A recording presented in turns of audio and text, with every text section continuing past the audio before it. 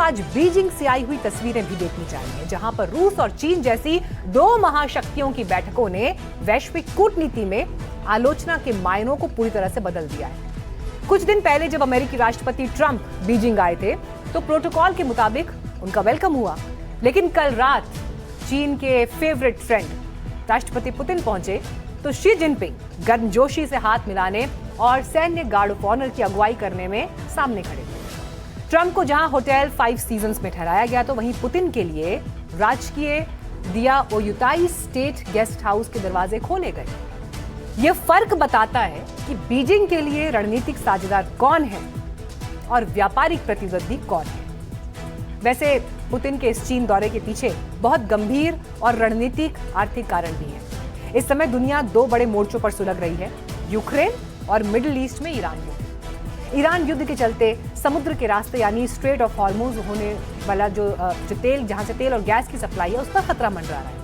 ऐसे में चीन को सुरक्षित जमीनी रास्ते से ऊर्जा चाहिए और रूस को पश्चिमी प्रतिबंधों से बचने के लिए एक बड़ा खरीदार। पुतिन अपने साथ रूस के शीर्ष तेल और गैस अधिकारियों का एक बड़ा डेलीगेशन लेकर आए हैं, जिसका उद्देश्य है power of Siberia 2 gas pipeline को हरी झंडी दिलाना। और अमेरिका की नींद इस बात से उड़ी है कि ट्रंप शी मुलाकात के तुरंत बाद हो रही इस बैठक में जिनपिंग पुतिन को वॉशिंगटन के सीक्रेट टेकअवे ब्रीफ कर रहे हैं। अमेरिका को इस बात का डर है कि रूस और चीन ये बिना सीमा वाला गठबंधन डॉलर के प्रभुत्व को खत्म करने के लिए, युआन और रूबल में व्यापार को और तेज करने के लिए, रूस और जो यूक्रेन युद्ध के बीच चीन रूस को ड्यूअल यूज टेक्नोलॉजी और इनकी सप्लाई कैसे बढ़ा सकता है, तो ये सारे विषय महत्वपूर्ण होंगे। एक तरफ डोनाल्ड ट्रंप और शी जिनपिंग की मुलाकात के बाद अमेरिकी मीडिया और रणनीतिकारों ने ट्रंप की सॉफ्ट कूटनीति और व्यापारिक समझौतों में चीन को ढील देने की तीखी आलोचना की, तो वहीं दूसरी तरफ जिनपिंग और पुतिन की गर्मजोशी भरी मुलाकात ने इस आलोचना को सीधे वॉशिंगटन की तरफ मोड़ दिया है। अब से थोड़ी देर पहले ट्रंप ने जो बयान दिया, उससे लगता है कि शी जिनपिंग से उनकी मुलाकात के बाद ट्रंप आलोचनाओं को मैनेज करने और व्यापारिक मोलतोल को लेकर, वहीं पुतिन के साथ जिनपिंग ने अमेरिका की एकतरफा नीतियों की सामूहिक आलोचना का एक नया मंच तैयार कर दिया है, जो ये साबित करता है कि नया वर्ल्ड ऑर्डर अब किसी की धौंस से नहीं बल्कि बीजिंग मॉस्को की धुरी से तय होगा।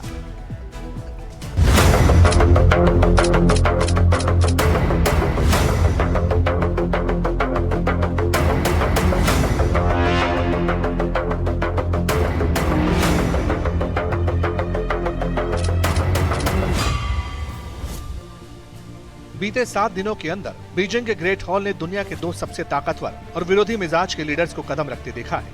एक तरफ डोनाल्ड ट्रंप जो मेक अमेरिका ग्रेट अगेन का नारा लेकर आए, और दूसरी तरफ व्लादिमीर पुतिन जो जंग की तपिश के बीच अपने सबसे भरोसेमंद भाई से मिलने पहुंचे।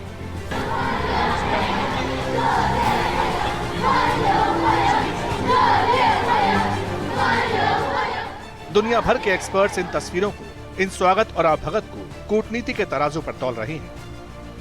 जरा देखिए, जब ट्रंप बीजिंग के एयरपोर्ट पर उतरे थे तो प्रोटोकॉल तोड़ते हुए चीन ने उपराष्ट्रपति हान झेंग को भेजा था। स्वागत में भव्यता थी, लेकिन वो एक व्यापारिक डील और मैनेजमेंट की औपचारिकता ज्यादा लग रही थी। वहीं देर रात जब पुतिन का विमान बीजिंग के एयरपोर्ट पर उतरा तो वहां स्वागत के लिए खुद चीन के सबसे कद्दावर विदेश मंत्री वांग यी खड़े थे। मिलिट्री बैंड की धुनें रात के सन्नाटे को चीर रही थी, मानो कह रही हैं, पुतिन का अपने ही दूसरे घर में स्वागत है।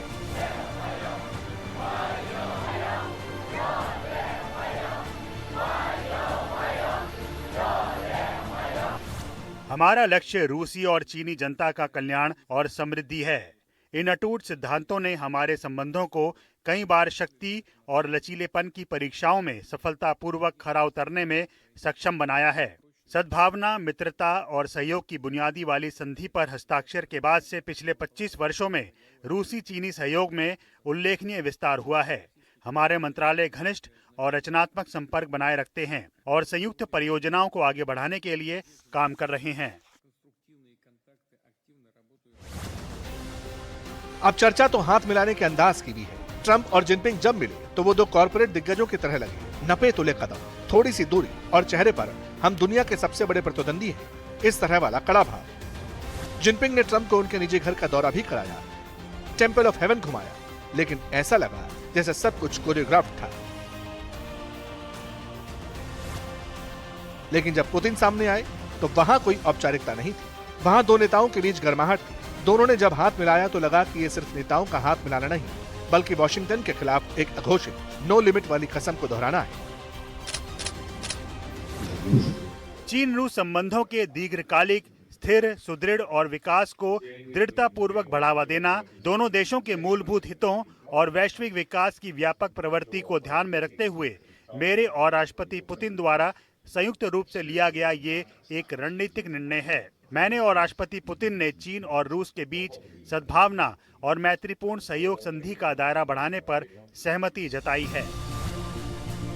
बीजिंग में ट्रंप अपने स्वागत को देखकर गदगद थे। ट्रंप कह रहे थे ऐसा वेलकम नहीं देखा।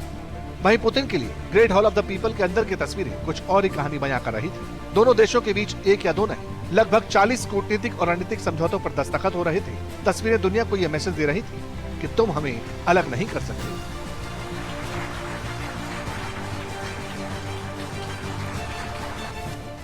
प्रतिकूल बाहरी परिस्थितियों के बावजूद हमारा सहयोग और आर्थिक साझेदारी लगातार मजबूत और गतिशील विकास दर्शा रही है। व्यापार की मात्रा में 3 दर्जन से ज्यादा गुना बढ़ोतरी हुई है। लगातार कई सालों से ये 200 अरब डॉलर के आंकड़े को पार कर रही है। ऊर्जा क्षेत्र में रूस और चीन आर्थिक तौर पर मजबूत हुए हैं।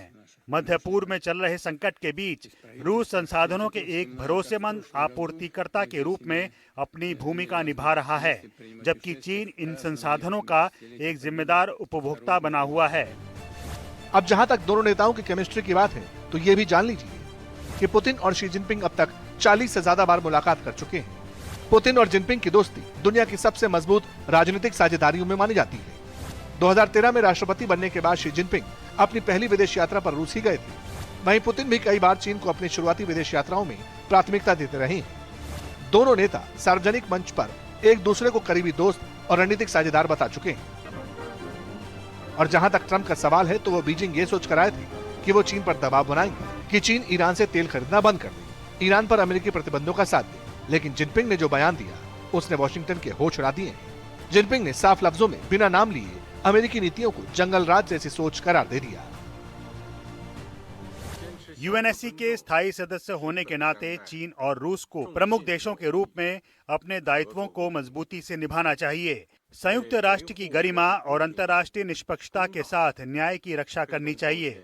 एक तरफा दादागिरी और इतिहास के मार्ग को पलटने वाली हर प्रकार की कार्रवाइयों का विरोध करना चाहिए और विशेष रूप से द्वितीय विश्व युद्ध के परिणामों को नकारने और फांसीवाद और सैन्यवाद को पुनर्जीवित करने के सभी उकसावों का विरोध करना चाहिए। हमें मिलकर एक अधिक न्यायपूर्ण और समान वैश्विक शासन प्रणाली के निर्माण को बढ़ावा देना चाहिए। मतलब चीन ने साफ कर दिया है कि वो रूस का तेल भी खरीदेगा और ईरान से अपनी रणनीतिक साझेदारी भी निभाएगा। और साथ ही ट्रंप को यह सलाह भी है कि जंग और प्रतिबंधों से दुनिया नहीं चलती। What do you make of President Xi meeting with Putin this week? Well, he told me he was going to. I think it's good. I get along with both of them, but I think it's good. I don't know if the ceremony was quite as brilliant as mine. I watched. I think we topped them. Good team. इस बीच Putin के चेहरे की वो राहत भरी मुस्कान बता रही थी कि वो किसी प्रतियोगी के घर नहीं, बल्कि अपने उस किले में आए हैं जहां से नए वर्ल्ड ऑर्डर की स्क्रिप्ट लिखी जा रही है और जिसका सेंटर फिलहाल तो बीजिंग बनता हुआ दिखाई दे रहा है।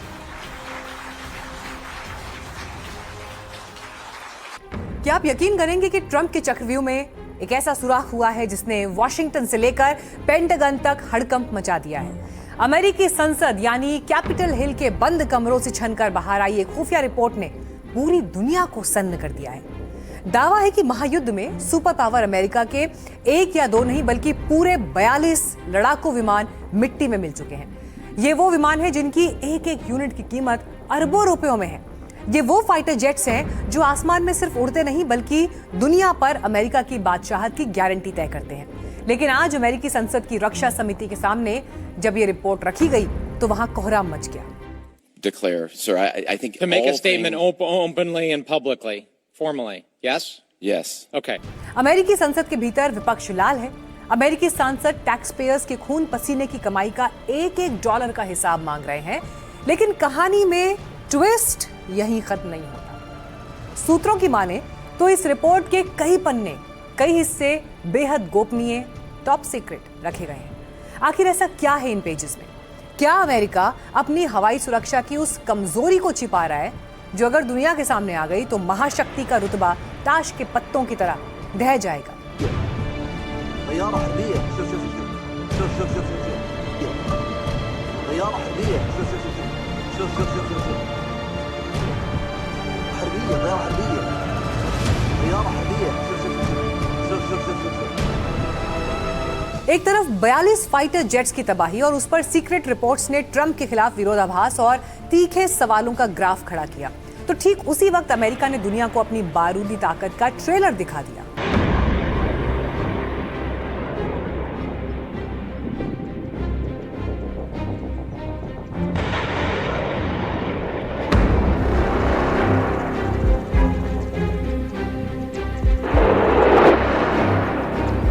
जापान के माउंट फूजी के करीब अमेरिकी सेना ने एक ऐसा मोबाइल रॉकेट प्रणाली को दागा कि उसकी गूंज बीजिंग से मॉस्को तक सुनाई दी। यह सिर्फ एक टेस्ट नहीं था, बल्कि महज कुछ सेकंड्स के भीतर हमला करके गायब हो जाने वाला एक घातक शूट एंड स्कूट अभ्यास था। संदेश साफ है, घरेलू मोर्चे पर चाहे जितने भी सवाल उठे, लेकिन जब बात पलटवार की आएगी तो सुपर पावर का वार पलक झपकते ही दुश्मन को खाक कर देगा।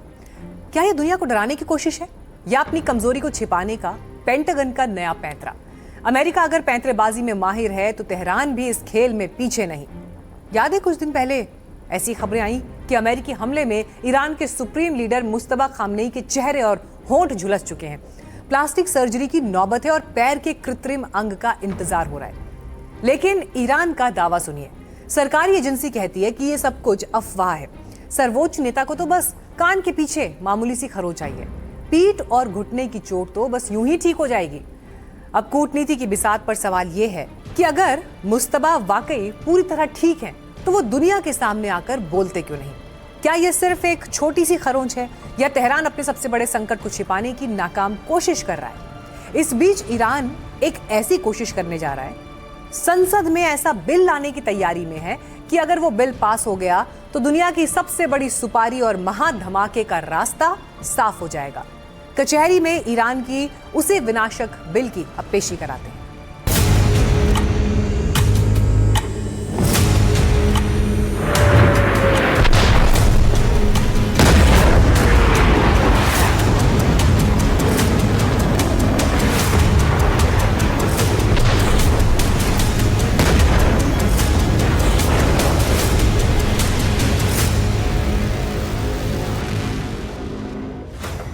दुनिया की सबसे बड़ी सुपारी उछने वाली है।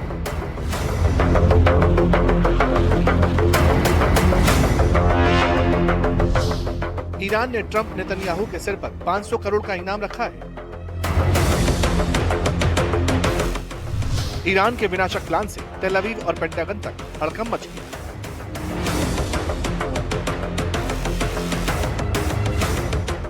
क्या आधी दुनिया को अपनी उंगलियों पर नचाने वाले तो सबसे ताकतवर नेता अब सीधे मौत के साए में?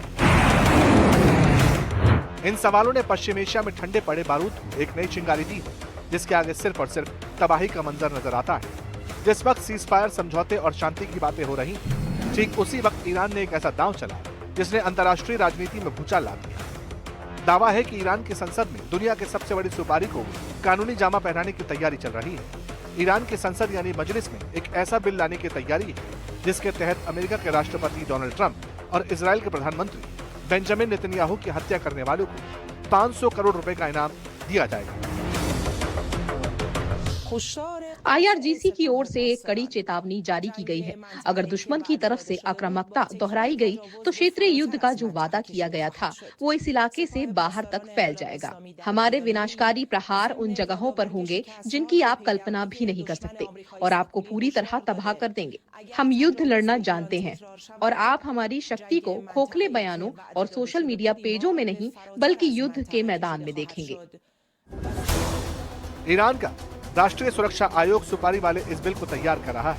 इसे नाम दिया गया है इस्लामिक रिपब्लिक की सैन्य और सुरक्षा बलों की जवाबी कार्रवाई। ईरान के इस कदम को सुप्रीम लीडर आयतुल्लाह खामेनी के मौत के बदले के तौर पर देखा जा रहा है। ईरानी संसद के सांसदों का मानना है कि जब तक इन दो चेहरों को खत्म नहीं किया जाता, तब तक मिडिल ईस्ट में उनके हक का इंसाफ नहीं होगा। मुझे लगता है कि हमारी कूटनीति को जमीन पर मौजूद हमारी सेना के साथ होना चाहिए, ताकि जब आप अमेरिका के खिलाफ आवाज उठाएं तो अंदरूनी विवाद ना हो। इसके बाद हम नेताओं के खात्मे का मुद्दा उठा सकेंगे। अगर तुम हमारे नेताओं को मारोगे तो हम तुम्हारे नेताओं को मारेंगे।